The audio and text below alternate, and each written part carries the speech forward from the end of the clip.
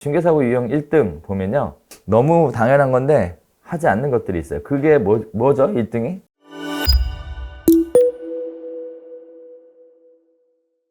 자, 공인중개사가 중개보수를 받기 위해서는 반드시 확인설명서를 작성해야 한다. 예외는 없다. 맞나요? 네. 맞아요. 맞아요. 예외 없어요. 중개보수를 받으려면 확인설명서를 작성해야 한다. 많은 질문이 이거예요. 교수님 왜요? 아산에서 중개업하는데 저희 분양권 매매하거든요. 분양권 매매는 확인설명서 작성 안 해도 된대요. 우리 동네에 아무도 안 해요. 그래서 이렇게 얘기하시더라고요. 기야말로 모르시죠? 네. 말도 안 되는 소리예요. 중개보수를 안 받고 컨설팅 수수료를 받을 거면 상관없는데 중개보수 받을 거면 확인설명서 써야 됩니다. 네. 자, 그래서 중개보수를 받으려면 반드시 확인설명서를 작성해야 한다. 여기에 어떠한 예외도 없습니다. 자, 관련된 부분들이 중개사고에서도 굉장히 많이 발생을 합니다. 중개사고 유형 1등 보면요. 너무 당연한 건데 하지 않는 것들이 있어요. 그게 뭐죠? 1등이? 계약금, 중도금, 잔금 지급할 때 등기부등본을 미확인해서 발생하는 사고입니다. 자, 여기에 하나 더 쓰세요. 가계약. 가계약. 계약에는 가계약도 포함이에요. 가계약 하기 전에 등기부등본 열람하고 가계약 해야 되는 거 몰라요? 알 것 같죠, 그죠? 안 하더라고. 가계약은 또 그냥 하시더라. 야, 용감해, 용감. 진짜. 전날 발급받은 등기부등본으로 다음날 계약해도 되나요? 그건 안 돼요? 등기부등본을 아침에 발급받아가지고 그 확인설명서랑 계약서랑 작성을 했어요. 그런데 그날 저녁에 매도인이나 임대인이 아무도 모르게 대출을 신청해버리면 어떻게 되죠? 대출 신청하면? 중개사한테 책임이 있나요? 없어요. 그건 계약 이후에요? 맞아요. 그 계약 이전이냐, 계약 이후냐에 대한 것 때문에 등기부등본 발급 시간이 중요해요. 날짜가 바뀌면 안 돼요. 그래서 당일이어야 돼요. 우리가 오늘 가릴 방법이 없어요. 네. 그다음에 중도금이나 잔금 때도 또 열람해야죠. 그죠? 어떤 분들은 700원 아낀다고 열람 안 하셔. 네. 저는 그것도 봤어요. 그 중도금 때는 그냥 하시고 나중에 잔금 때는 하면 된다고. 그런 분도 있으시더라고요. 자, 다음에 별도 등기가 있는 경우 나중에 설명을 드리겠지만 별도 등기는 뭐죠?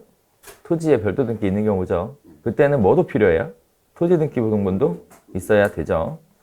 자, 다음에 신탁 등기가 있는 경우 신탁원부가 필요하다. 아세요? 그건 알아요? 네. 신탁원부 엄청 좋아졌죠, 이번에?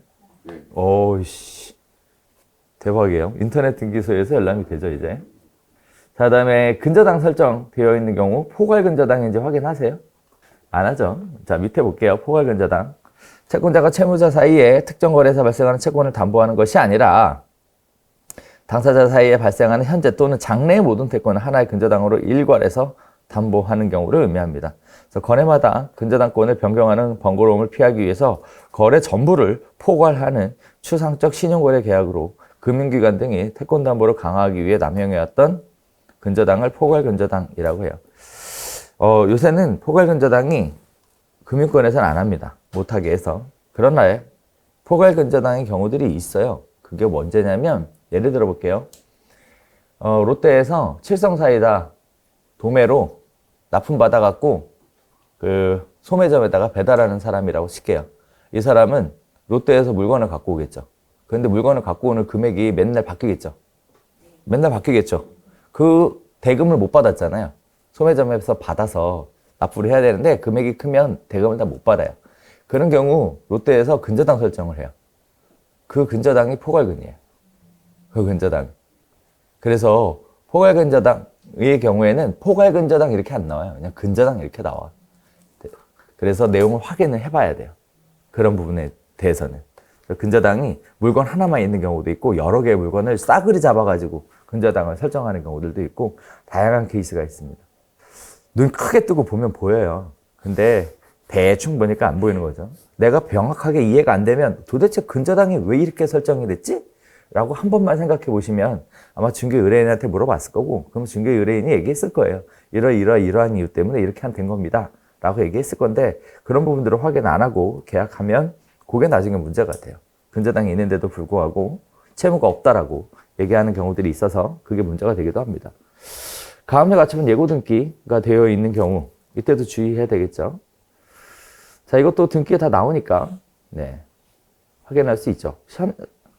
자, 다음에 2번이 뭐예요? 2번 중개대상물 확인 미작성 설명 누락 별표. 오늘 이거 하는 거죠, 이거. 자, 사실적 내용만 기재하고 추상적인 내용은 설명하지 않는다. 부동산 관련 세금에 대해서는 확인설명서의 기존 내용에 대해서만 간단하게 설명을 한다. 이거 나중에 취득세 관련돼서 문제가 됩니다. 자, 다가구주택 설명할 때 중개대상물 설명서상 실제 권리자 또는 공수되지 아니한 물건의 권리사항欄에는 타 임차인들에 대한 가구와 보증금이 얼마인지 전체를 다 기록해 줘야 한다. 그래서 다가구주택을 거래하게 되면 사실상 100% 별지가 나옵니다. 확인설명서 별지가 나와요. 그래서 저도 이제 중개하다 보면 쓰잖아요. 제가 쓰면 나는 운이 없는 건가? 왜 나는 쓰면 한 30% 가까이 확인설명서 별지가 있는데 우리 중개사님들은 딸랑 한 장이더라. 참 미안해, 별지 없어. 별지 없음. 별지가 나올 가능성이 엄청 높습니다. 엄청 높아요. 자, 다음에 또 볼까요? 대리권 미확인으로 인한 사고 있습니다. 대리인과 계약할 경우 위임장 인감님에서 대리인의 신분증을 필히 확인하고 복사하여 보관 및 교부하여야 하며 중개의뢰인의 입회하에 위임인과 통화 또는 직접 방문 등을 통하여 위임장의 진정성을 확인할 필요가 있다. 여기서 포인트는 진정성 확인을 위해 직접 통화하거나 얼굴을 봐야 한다라는 얘기입니다. 자, 서류만 가까웠다고 해서 그 서류만 믿고 계약을 하면 안 된다라는 얘기죠. 그 얘기예요. 그게 중개사고 3입니다.